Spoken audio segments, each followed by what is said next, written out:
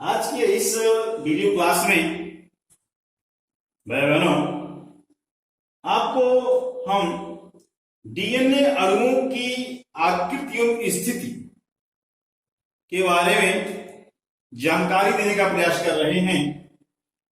Form and location of DNA molecules. जैसे कि हम सभी लोग जान चुके हैं, जीव कोशिकाओं में दो प्रकार के न्यूक्लिक अम्ल होते हैं। प्रथम DNA and secondly RNA. DNA deoxy ribo nucleic acid और आरएनए राइबो न्यूक्लिक एसिड। इसका हम लोग नाम जान चुके हैं, कई बार बताया गया है, जानते हैं। अब यहां पर डीएनए के जो अणु होते हैं, डीएनए के अणु सबसे बड़े अणु जैविक अणु होते हैं। अर्थात कहने का मतलब इतने बड़े होते हैं कि प्रोटीन से भी डीएनए के अणु होते हैं। इनका जैविक अणु था तो बायो मैक्रोमॉलिक्यूल्स इतने बड़े होते हैं ये, और इनका जो अनुभार होता है 10⁻6 to 10⁻9 होता है। ये रसायन की भाषा है कि इनका जो अनुभार है वो 10⁻6 to 10⁻9 होता है। इतने बड़े होते हैं। अगर इनकी लंबाई को जाना जाए कि डीएनए को कितने लंबे हो सकते हैं, ई कोलाई जो कहां पे पाया जाता है, इशबकीय कोलाई कहते हैं, ई कोलाई, इसकी में इस कोशिका में अर्थात बैक्टीरिया में उपस्थित जो डीएनए होता है, इसकी लंबाई 1.7 मिलीमीटर अर्थात अगर कहा जाए तो 1700 माइक्रोन मिलीमीटर होता है। जबकि स्वयं इस बैक्टीरिया का जो व्यास होता है वह 2 माइक्रोन मीटर या 0.002 मिलीमीटर होता है। अगर देखा जाए तो इस बैक्टीरिया के डीएनए की लंबाई इसके स्वयं की कोशिका से लगभग 700 गुना 700 टाइम्स 700 मोर देन लेंथ अर्थात लंबाई का होता है। इस प्रकार हम देखते हैं कि कोशिका कितनी छोटी है, उसमें उपस्थित छोटा सा डीएनए है, लेकिन जिसको फैलाया जाता है कितना लंबा होता है, यानी कितने डेंस, कितने सघन रूप में स्थित होता है।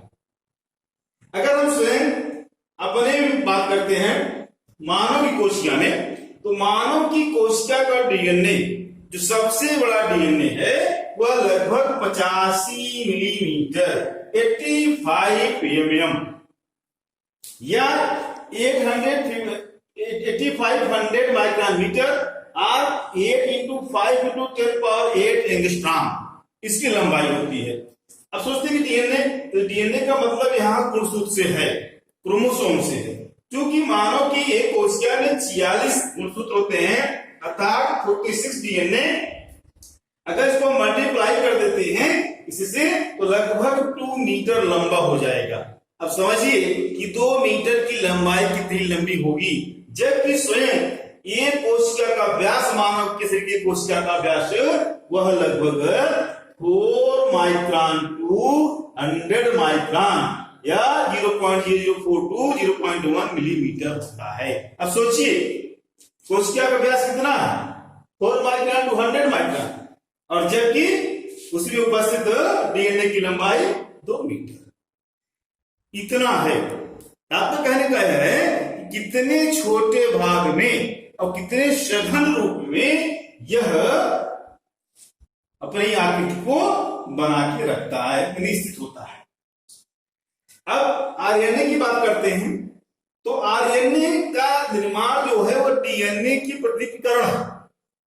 अर्थात आरएनए का निर्माण जो होता है वह डीएनए से होता है और केंद्रक में डीएनए से आरएनए बनकर के साइटोप्लाज्म में कोशिका द्रव्य में जाता है। अब तो स्थित हो गई। जब आकृति देखते हैं लोकेशन, तो आकृति के अनुसार जीवों में 2 प्रकार के डीएनए अणु पाए जाते हैं।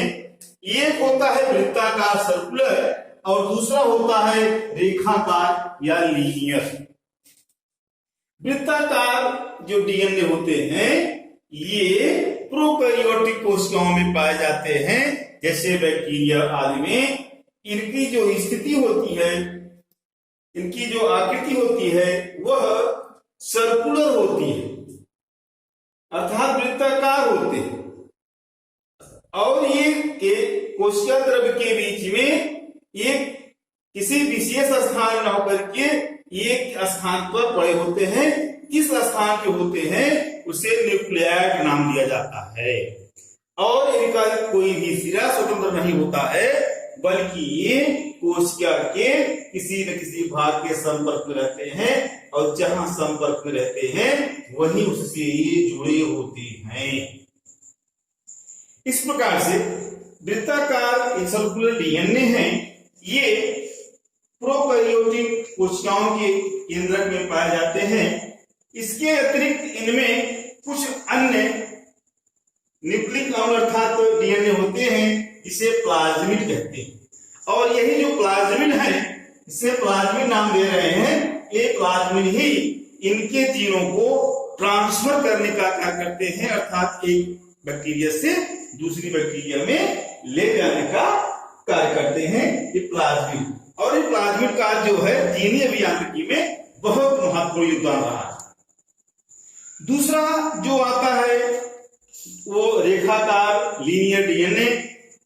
लीनियर डीएनए जो है वो यूकैरियोटिक कोशिकाओं में पाया जाता है, जैसे हम मनुष्यों आज यूकैरियोटिक कोशिकाओं में पाया जाता है। इसका एक निश्चित स्थान होता है जिसे हम न्यूक्लियस कहते हैं, और न्यूक्लियस में ये रेखाकार के रूप में पाए जाते हैं। इनके दोनों जो सिरे होते हैं वो स्वतंत्र होते हैं, फ्री होते हैं।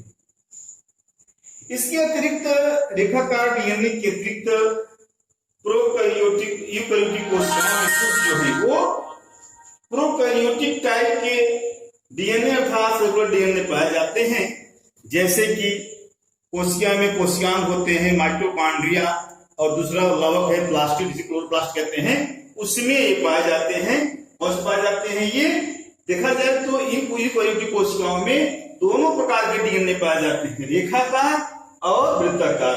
रेखाकार के अंदर भी पाए जाते हैं न्यूक्लियस में, जबकि जो सर्कुलर है वे कहां पाए जाते हैं कि उनमें उपस्थित कोशिकाओं में, जैसे माइटोकॉन्ड्रिया व लवक प्लास्टिड में पाए जाते हैं। इस प्रकार से आज इस वीडियो में आपको डीएनए की अणुओं की आकृति एवं स्थिति के बारे में एक बहुत महत्वपूर्ण जानकारी दी गई है। धन्यवाद।